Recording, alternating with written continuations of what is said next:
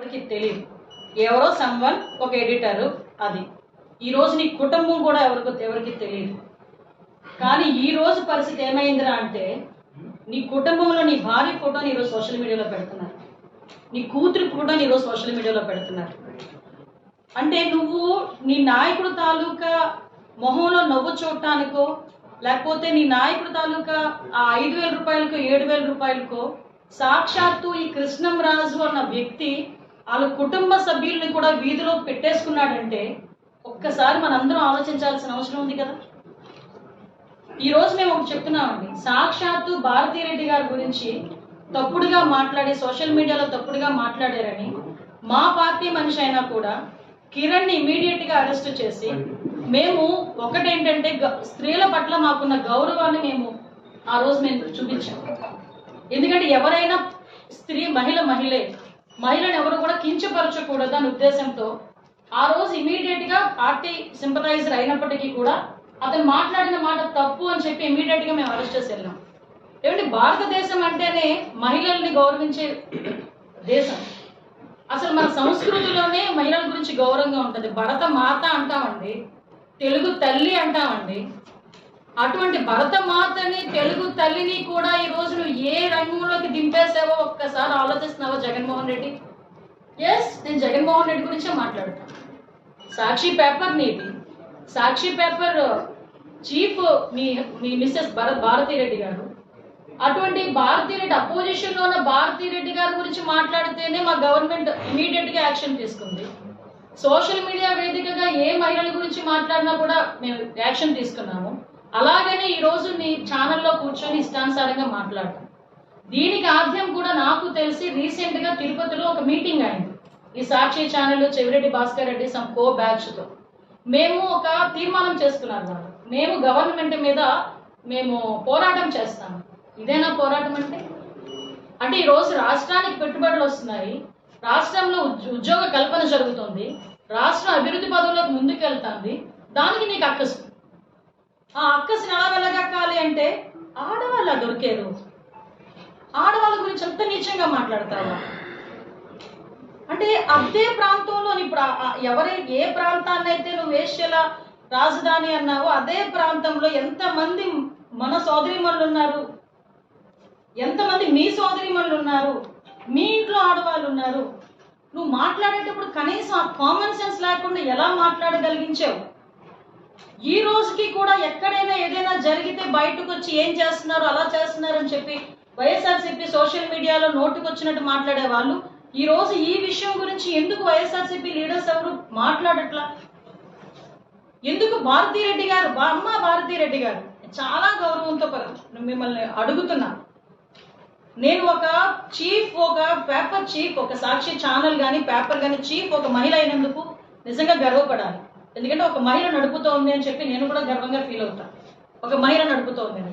కానీ మీరు ఒక మహిళగా నడుపుతున్న మీ ఛానల్లో, మీరు ఒక చీఫ్గా ఉన్న మీ సాక్షి పేపర్లో అమరావతి గురించి, రాష్ట్రం గురించి మీ తాలూకా డిస్కషన్, మీ ఛానల్ తాలూకా డిస్కషన్ ఇంత నీచంగా మాట్లాడితే కనీసం బయటకు వచ్చి ఖండించిన పాపాన్ని ఎందుకు పోలేదు? దీని వెనకాతల మీ హస్తం ఉందా? లేకపోతే మీ వెనకాతల జగన్మోహన్ రెడ్డి గారి హస్తం ఉందా?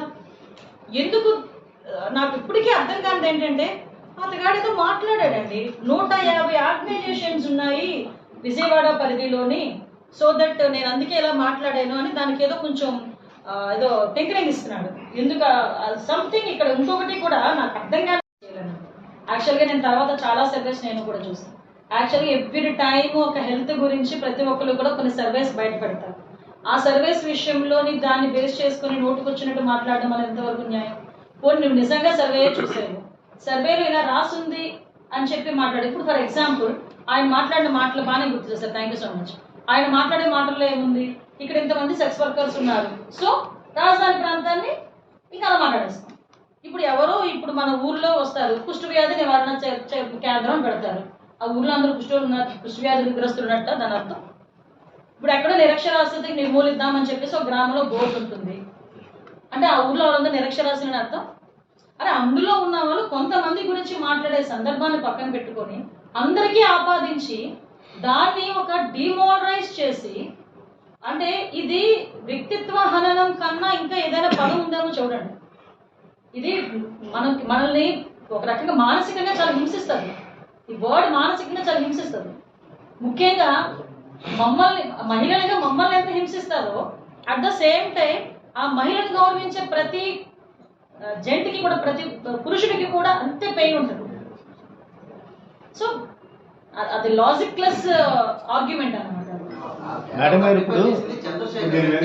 కంప్లైంట్స్ పెట్టారండి, ఎవ్రీవేర్ కంప్లైంట్స్ పెడుతున్నారు. అమరావతి రైతులు కూడా బయటకు వచ్చి వాళ్ళు మాట్లాడారు.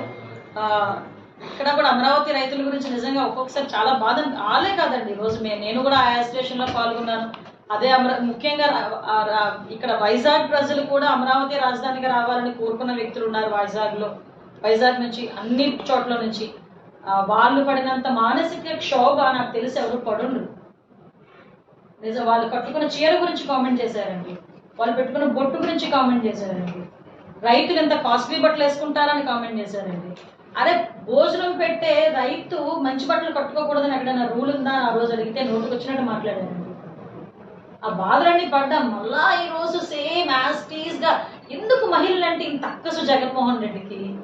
అఫ్ కోర్స్ నీ అక్కసు కొద్దీ నీ తల్లిని బయటకు పంపించేసావు, నీ చెల్లిని బయటకు పంపించేసావు. మళ్ళా నీ భార్యని అడ్డం పెట్టుకుని ఆ సాక్షి ఛానల్లో ఇంకా అక్కసు వెలగక్కుతూనే ఉన్నావు. ఇప్పటికే మహిళలందరూ కలిపి ఆ ఏడుపుకే ఆ 151 మధ్యలో 5 ఎగిరిపోయింది. మళ్ళా ఇంకా ఎప్పుడు అంటారు అంటే మహిళకున్న గౌరవం కూడా ఎలా ఉంటుందండి అంటే, మహిళ ప్రగతి దాన్ని బట్టి దేశం ప్రగతిని మనం కొలమానం చేస్తాం. అంటే ఆ దేశంలో ఉన్న మహిళ పరిస్థితి ఎలా ఉంది అన్నది ఆలోచించుకొని ఆ దేశ ప్రగతి గురించి దాన్ని బ్యారేజ్ చేస్తాం. సో అలాంటి మహిళ జన్మనిచ్చిన తల్లి గురించి, కట్టుకున్న భార్య గురించి, తోబుట్టువు గురించి అతని ఛానల్లో కూర్చొని ఆడెవడో నోటుకు వచ్చినట్టు మాట్లాడుతూ ఉంటే బయటకు వచ్చి కనీసం ఖండించలేదంటే దీని వెనకాతల సూత్రధారుడు, పాత్రధారుడు అన్నీ కూడా జగన్మోహన్ రెడ్డి. ఆటోమేటిక్గా భారతిరెడ్డి గారు కూడా ఉన్నట్టే మనం ఆ డిస్కషన్ మాట్లాడేటప్పుడు సార్ ఇలా మాట్లాడితే మీ మీద పడతారేమో చూడండి అంటున్నాడే కానీ, అరే నువ్వు మాట్లాడింది తప్పురా నాయనా, నువ్వు బ్యాక్ తీసుకో, సారీ చెప్పన్న పదం ఆ రోజు మాట్లాడలే. మొత్తం చూసా. అది కూడా ఇతని దానికి ఎక్స్ప్లెనేషన్ ఇస్తున్నాడు. విజయవాడ పరిధిలో 150 ఆర్గనైజేషన్స్, ఎన్జిఓ ఆర్గనైజేషన్స్ ఉన్నాయి. నేను నా క్యూరియాసిటీ కొద్దీ నాకు తెలియాలి కదా అని నేను హెల్త్ డిపార్ట్మెంట్ని అడిగాను, అసలు ఎన్ని ఆర్గనైజేషన్స్ ఉన్నాయి ఈ ఫిమేల్ సెక్స్ వర్కర్స్ కి సంబంధించిన ఆర్గనైజేషన్స్ అంటే స్టేట్ మొత్తం మీద చూసుకుంటే 109 ఉన్నాయి. అందులో మన్యంలోని, అల్లూరి, ఏఎస్ఆర్లోని లేవు ఆర్గనైజేషన్స్. సో అంటే ఎలాగా ఆంధ్రప్రదేశ్ ప్రైడ్ ని దెబ్బతీయడానికి వీళ్ళు ప్రయత్నం చేస్తున్నారన్న విషయాన్ని ప్రజలు కూడా అర్థం చేసుకోవాలి. అంటే అవాస్తవాలని ఏదో ఎక్కడో ఛానల్లో కూర్చొని నోటుకు వచ్చినట్టు మాట్లాడేస్తే అవన్నీ నిజాలైపోతాయి, దాన్ని మేము మిగతా చిన్న చిన్న కట్ అండ్ పేస్ట్ చేసుకొని మేము సోషల్ మీడియాలో వదులుకుంటామంటే ప్రజలు చూస్తూ ఊరుకోవాలా? సిస్టమ్ చూస్తూ ఊరుకుంటుందా? సాధారణంగా ఒక వ్యక్తికి సంబంధించిన ఇష్యూస్ని కూడా మాట్లాడేటప్పుడు చాలా ఆలోచించి మాట్లాడు. ఎంత మనం అంటే ఒక సంస్కారము, గౌరవము అనే పదాలకి అర్థం లేకుండా చేసాడు జగన్మోహన్ రెడ్డి. ఒక బంధాలకి, బంధుత్వాలకి కూడా అర్థం లేకుండా చేశాడు జగన్మోహన్ రెడ్డి. నేను ఇప్పటికీ అర్థం అవుతుంది నాకు. ఎస్, ప్రతి ఒక్కరు తల్లి గురించి, చెల్లి గురించి మాట్లాడుతూ ఉంటే ఏం మాట్లాడతారులే, వదిలేశాడు కదా అనుకుంటారు. కనీసం తల్లి నిజంగా ఇప్పుడు అనిపిస్తుంది అతనికి ఎందుకు తల్లి అంటే గౌరవం లేదు, చెల్లి అంటే గౌరవం లేదు నాకు ఇప్పుడు అనిపిస్తుంది. అరే సాక్షాత్తు నీ ఛానల్లో ఒకటి బయటకు వచ్చి అమరావతి రైతుల గురించి కోపం నిజంగా తన్నుకొని వస్తాను. అమరావతి ప్రజల గురించి, అమరావతి ప్రాంతం గురించి, రాష్ట్రం గురించి అంత నీచంగా మాట్లాడితే బుద్ధి జ్ఞానం ఉన్నవాడైనా, అన్నం తినేవాడు ఎవడైనా కూడా సోషల్ రెస్పాన్సిబిలిటీగా కూడా బయటకు వచ్చి ఇది నా పేపర్లో, నా ఛానల్లో ఇలా జరిగింది కాబట్టి దీన్ని నేను ఖండిస్తున్నాను అని ఒక పదం ఉపయోగించాను. ఆ పదం కూడా ఈ రోజు వరకు ఉపయోగించలేకపోతున్నాడంటే దీని వెనకాతల కుట్రదారుడు జగన్మోహన్ రెడ్డి అనే సంగతి చాలా క్లియర్ గా అర్థమవుతుంది. అసలు నేను మీకు చూపించాలనుకుంటే ఇందులో ఎంతమంది రిజిస్టర్ అయినారు కూడా నేను అఫీషియల్ గా మీకు ఇవ్వగలను. అంటే ఎంత దారుణంగా వాళ్ళు దాని మీద బురద చల్లే ప్రయత్నం చేస్తున్నారు అనేది మీకు చెప్తున్నాను. అంటే ఒక నిందారోపణ చేయటం కానీ, అంటే ఒక్కొక్కసారి అనిపిస్తుంటది అంటే వీళ్ళు ఏ రకంగా మహిళల్ని కించపరిచే పరిస్థితులు కనిపిస్తున్నాయి. అంటే ఏ కోసానా కూడా మహిళల మీద దాన్ని ఏమంటారంటే గౌరవం లేదు, మర్యాద లేదు. కనీసం స్త్రీ అన్న దాన్ని ఏమంటారంటే కనీసం చిన్నదైనా ఎవరైనా అయ్యో పాప మహిళ వదిలేయండి అంటారు. అది కూడా లేకుండా రాజకీయం మొత్తాన్ని భ్రష్టు పట్టించడానికి మహిళల్ని పౌలుగా ఉపయోగించుకొని ఆఖరికి వాళ్ళ ఇంట్లో ఉన్న మహిళల్ని కూడా రోడ్డు మీద పెట్టుకోవడానికి కూడా వెనుకాడకుండా ఈ రాజకీయాలు చేసే పరిస్థితి. దీన్ని ఎట్టి పరిస్థితుల్లోని కూడా ఉపేక్షించేది లేదు. ఏదైనా మేము చేసే లీగల్ యాక్షన్ మేము ఎట్టి పరిస్థితుల్లోని కూడా తీసుకుంటాం. ఎట్టి పరిస్థితుల్లోని చట్టపరమైన చర్యలు తీసుకుంటాం. ఇందులోని ఎంతటి వారినైనా మాత్రం వదిలిపెట్టేది లేదు. ముఖ్యంగా నేను ఏం చెప్తున్నానంటే ఇప్పటికైనా కళ్ళు తెరిచి జగన్మోహన్ రెడ్డి ఆంధ్రప్రదేశ్ ప్రజలకి అదేవిధంగా అమరావతి ప్రజలకి క్షమాపణ చెప్పి తీరాల్సిందే. జగన్మోహన్ రెడ్డే కాదు, భారతీరెడ్డి గారు కూడా బయటకు వచ్చి మీకు కనీసం పొలిటికల్ ఎథిక్స్ ఉంటే, నేను ఎందుకు ఈ పదం ఉపయోగిస్తున్నానంటే నువ్వు ఈ రోజు కొత్తగా వచ్చిన పొలిటీషియన్ కాదు. ఇప్పుడు నేను ఉన్నాను అనుకోండి, నేను కొత్తగా వచ్చిన పొలిటీషియన్, నేను 10 సంవత్సరాల క్రితం వచ్చిన, నా వెనకాతల పొలిటికల్ బ్యాక్గ్రౌండ్ ఏది లేదు. కానీ మీ నాన్న సీఎం, మీ నాన్న సీఎం పొజిషన్ లో ఉన్నారు. తర్వాత నువ్వు వచ్చావు, ఒక ఎంపీ చేసావు, ఒక అపోజిషన్ లీడర్ చేసావు, ఒక సీఎం చేసావు, మళ్ళీ ఈ రోజు ఒక ఎమ్మెల్యేగా ఉన్నావు. అంటే సుమారుగా దగ్గర ఒక 20 సంవత్సరాల నుంచి కూడా పొలిటికల్ లో యాక్టివ్ పాలిటిక్స్ లో ఉన్న నుంచి వాళ్ళందరూ పాదయాత్రగా వెళ్ళేటప్పుడు నేల మీద భోజనం టాయిలెట్లు అండి, ఆడవాళ్ళకి పెట్టిన టాయిలెట్లు ఒక టెంట్ వేసి భోజనం చేస్తారంటే ఆ టెంట్లు కూడా పీకించేశారు. టాయిలెట్లు కూడా లేకపోతే ఆడవాళ్ళు ఎంత ఇబ్బంది పడి రోడ్డు మీద కూర్చొని తిన్న సందర్భాలు, నేల మీద కట్టిక నేల మీద తిన్న సందర్భాలు కూడా మనం చూసాం. అంటే అటువంటి పరిస్థితి నుంచి మళ్ళా ఆ రోజు అమరావతి రైతులను కాలిబూట్లతో కొట్టలో తన్నారు, జుత్తు పట్టుకొని ఈడ్చారు, అనకూడని మాటలు మాట్లాడారు, వాడరాని మాటలు మాట్లాడారు. అఫీషియల్ పేజ్ లోని సోషల్ మీడియాలో చాలా వల్గర్ గా వాళ్ళ గురించి వాళ్ళ ఫ్యామిలీస్ గురించి మాట్లాడారు. ఆఖరికి మంత్రులతో సైతం మీ ఊర్లోని మీ ఇళ్లలో మగాళ్ళు లేరా అని మాట్లాడారు. ఇవన్నీ మాట్లాడిన భరించి ఒక్కసారిగా మ్యాండేట్ ఇచ్చారు. ఈరోజు చంద్రబాబు నాయుడు గారు వచ్చారు.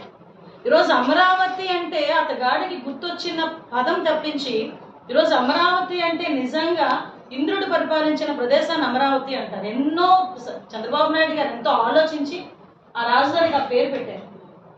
దేవతలను అడిగాడిన ప్రదేశాన్ని అమరావతి అంటారు. ఆ దేవతలను అడిగాడిన ప్రదేశాన్ని అమరావతి అనేటప్పుడు దాన్ని వక్రీకరించి ఆ వర్డ్ నా నోట్ నుంచి చెప్పడానికి కొంచెం ఇబ్బందిగా పడే పరిస్థితి. అది వేశ్యల రాజధాని, అది వేశ్యల రాష్ట్రము అని మాట్లాడుతూ ఉంటే ఎవరి గురించి మాట్లాడుతున్నావు? నీతో ఎవరు మాట్లాడిస్తున్నారు ఈ మాటలు? అమరావతి మీద ఎందుకు అంత అక్కసు? ఈ రాష్ట్రంలోని చాలా మంది ఇంతకు ముందు పెట్టుబడులు పెట్టడానికి వచ్చిన వాళ్ళు తిరిగి వెళ్ళిపోతే కేవలం చంద్రబాబు నాయుడు గారి మొహం చూసి, పవన్ కళ్యాణ్ గారి మొహం చూసి, లోకేష్ గారు చేస్తున్న కృషిని చూసి ఈ రోజు పరిశ్రమలు వాళ్ళగా వచ్చి మేము పలానా చోట పరిశ్రమలు పెడతామని చెప్పే పరిస్థితి కూడా ఈ రోజు మనందరికీ కనిపిస్తాము.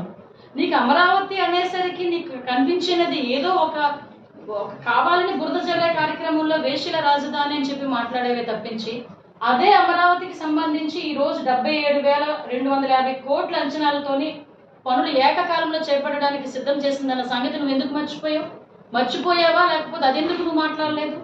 అదేవిధంగా 49,000 కోట్ల పనులకు ఇప్పటికీ టెండర్లు కూడా ఖరారు చేసిన పరిస్థితి. ప్రపంచ బ్యాంకు ఏడీబీలను ఒప్పించి ఆగమేఘాల మీద 15,000 కోట్ల ఆర్థిక సాయం వచ్చేలా చేసిన పరిస్థితి. అన్నిటికీ మించి అమరావతి పునర్నిర్మాణం గురించి మొన్నే సాక్షాత్తు ప్రధానమంత్రి మోడీ గారు వచ్చి మళ్ళా తిరిగి శంకుస్థాపన చేసి వెళ్తే అటువంటి అమరావతి మీద ఎంత దారుణమైన పదాలు ఉపయోగించాడండి ఆయన. ఈ రోజు మనం చూసుకుంటే ఔటర్ రింగ్ రోడ్ దగ్గర నుంచి, రైల్వే లైన్ దగ్గర నుంచి, ఎన్నో విద్యా సంస్థల దగ్గర నుంచి ఇవన్నీ అమరావతి చుట్టుపక్కల వచ్చి అమరావతి సాక్షాత్తు 2047కి ఒక 2047 విజన్ తో పనిచేస్తున్న ఒక మన ముఖ్యమంత్రి గారు చంద్రబాబు నాయుడు గారు పనితీరు చూసి ఓర్వలేక ఈ రోజు నువ్వు మాట్లాడిన మాటలు అని మాత్రం నేను అనట్లా. ఇవన్నీ మాట్లాడిస్తున్న మాటలు. అతను ఒక ఎడిటర్స్ అసోసియేషన్ ప్రెసిడెంట్ అయ్యుండి ఒక 15 డేస్కి ఒకసారి ఏదో ఛానల్ వచ్చే ఒక పేపర్కి, ఇంగ్లీష్ పేపర్కి సంబంధించి ఒక ఎడిటర్గా పనిచేస్తూ నోట్లోంచి అలాంటి పదాలు దొరుకుతున్నాయంటే ఇది కూడా సాక్షి టీవీ ఛానల్లో కూర్చొని 5,000 7,000 రూపాయలు తీసుకొని మాట్లాడిస్తున్న మాటలా ఇవి? ఒక్కసారి ఇంకొక విషయం కూడా చెప్పాలి, ప్రజలందరూ కూడా గమనించారు. సాక్షాత్తు ఎక్స్ సీఎం నా పులివెందుల ఎమ్మెల్యే జగన్మోహన్ రెడ్డి గారు వాళ్ళ భార్య భారతిరెడ్డి గారు సో అక్కడ కూర్చొని అమరావతి గురించి అలాంటి మాటలు మాట్లాడడం నాకు తెలిసి వైసీపీ వాళ్ళు కూడా హర్షించకూడదు, వాళ్ళు కూడా ఎట్టి పరిస్థితులను యాక్సెప్ట్ చేయకూడదు. ఇది ఇంకొకటి ఏంటంటే, అమరావతి అంటేనే జగన్మోహన్ రెడ్డికి ఒక రకమైన అక్కసు. ఎలాంటి అక్కసు అంటే 2019 డిసెంబర్ 17 సంథింగ్ ఆ డేట్లోనే అమరావతి రాజధాని కాదు, అమరావతి 3 రాజధానులు చేస్తానని చెప్పి ఆ రోజు నుంచి కూడా ఆ రోజు నుంచి కూడా విషం కక్కి అమరావతి రైతుల మీద ఎంత దాష్టికాన్ని కొడిగట్టారో మీరు అందరూ చూసారు. చాలా మంది అమరావతిని మహిళా రైతులు అమరావతి గురించి మాట్లాడేటప్పుడు ఇప్పుడు మండలి మన బొత్స సత్యనారాయణ గారు ఆయన ఆ రోజు అదొక శ్మశానం అని మాట్లాడిన సందర్భాన్ని కూడా ఈరోజు గుర్తు చేయాలి. అట్ ద సేమ్ టైం ఒకనొక సందర్భంలో కొంతమంది అది అమరావతి కాదు కమరావతి అని చెప్పి మాట్లాడిన సందర్భాన్ని కూడా ఈరోజు మీకు గుర్తు చేయాలి. అంటే ఇది స్టెప్ బై స్టెప్, ఈ రోజు ఏదో అక్కసిగా బయటకు వచ్చి అమరావతి గురించి మాట్లాడిన సందర్భాలు కాదు. ఆ రోజు నుంచి వాళ్ళ అధికారంలో ఉన్న దగ్గర నుంచి కూడా అమరావతి మీద ఒక అక్కసి వెళ్ళగక్కి ఆ అమరావతి ఈ రోజు మన రాజధాని అని ధైర్యంగా చిన్న పిల్లోడి దగ్గర నుంచి పెద్దవాళ్ళ వరకు చెప్పుకోగలుగుతున్నారంటే కొన్ని వేల మంది రైతుల తాలూకా త్యాగం అండి. సుమారుగా 34,000 ఎకరాలు కావాలి అంటే ఒక పైసా ఆశించకుండా రాష్ట్ర రాజధాని గురించి మా భూములు మేము ఇస్తామని చెప్పి ముందుకొచ్చి కేవలం చంద్రబాబు నాయుడు గారి మీద ఉన్న నమ్మకంతో ఆ రోజు ముందుకొచ్చి అంతమంది రైతులు ఆ రోజు రాజధానికి రైతులు అందరూ కూడా భూములు ఇస్తే దాంట్లోని శాసనసభను ఏర్పాటు చేసుకుని 2017లోనే అక్కడి నుంచి మన కార్యక్రమాలని కొనసాగించిన పరిస్థితి మర్చిపోయారు ఆ రోజు. అదే అసెంబ్లీలో చాలా సందర్భాల్లో మీరు కూడా అక్కడి నుంచి మాట్లాడే సందర్భాలు కూడా మర్చిపోయారా జగన్మోహన్ రెడ్డి గారు? ఆ తర్వాత మీరు వచ్చిన తర్వాత కనీసం సెక్రటేరియట్ మొహాన్ని కూడా చూడకుండా కనీసం క్యాబినెట్ మీటింగ్ ఏదో ఎప్పుడో 3 నెలలకోసారి 4 నెలలకోసారి ఒక్కసారి సెక్రటేరియట్కి వెళ్ళొచ్చి ఆ సెక్రటేరియట్ అంతా కూడా నాశనమైపోయే పరిస్థితులు కనిపించే పొజిషన్ కూడా మీరు చూశారు. అదే అమరావతి రైతులు బయటకు వచ్చి అమరావతి రాజధానిగానే ఉంచాలని చెప్పడానికి అమరావతి మహిళా రైతులు వస్తే ఆ మహిళా రైతుల గురించి ఎంత వల్గర్గా మాట్లాడారండి. వాళ్ళు కట్టుకున్న చీరల గురించి కూడా తప్పుడుగా మాట్లాడిన సందర్భాలు మర్చిపోయారు అందరూ. ఆ అమరావతి రైతులు అందరూ కూడా సుమారుగా దగ్గర 270 మంది చనిపోయారండి అమరావతి రైతులు ఈ యాజిటేషన్లో. సుమారుగా 1630 రోజులు వాళ్ళు యాజిటేషన్ చేశారు. ఇది కాక న్యాయస్థానం నుంచి దేవస్థానం అని చెప్పి అమరావతి నుంచి మన తిరుపతికి పాదయాత్ర చేశారు. 45 రోజుల పాటు పాదయాత్ర చేశారు. ఆ పాదయాత్ర చేసిన టైంలో ఎంతమంది ఎన్ని అడ్డంకులు సృష్టించారు. వాళ్ళు తింటున్న భోజనంలో మట్టి కొట్టారండి. మనకు అన్నం పెట్టిన రైతులు ఈరోజు మన రాజధాని గురించి భూములు ఇస్తే అదే రైతులు కంచాల్లో ప్లేట్లలో మట్టి పోసిన సందర్భాలను కూడా ఈరోజు నేను గుర్తు చేయాలి. ఎందుకు ఇవన్నీ చెప్తున్నాను అంటే ఈ రోజు ఎవడో ఒక వ్యక్తి వచ్చి సాక్షి ఛానల్లో కూర్చుని మాట్లాడేసి వెళ్ళిపోతే అది కాదు మనం తీసుకోవాల్సింది. అంటే దీని వెనకాతలు ఎలాంటి కుట్ర నడుస్తుంది, దీని వెనకాతలు తనకు కుట్రదారులు ఎవరు అన్నది మెన్షన్ చేయాలనే ఉద్దేశంతోనే ఈరోజు మీకు ఇంత డీటెయిల్గా నేను మాట్లాడుతున్నాను. నేను దీనికి పబ్లిక్ అంటే మీ పరంగా పబ్లిక్కి కూడా నేను ఒక అప్పీల్ పెడుతున్నానండి.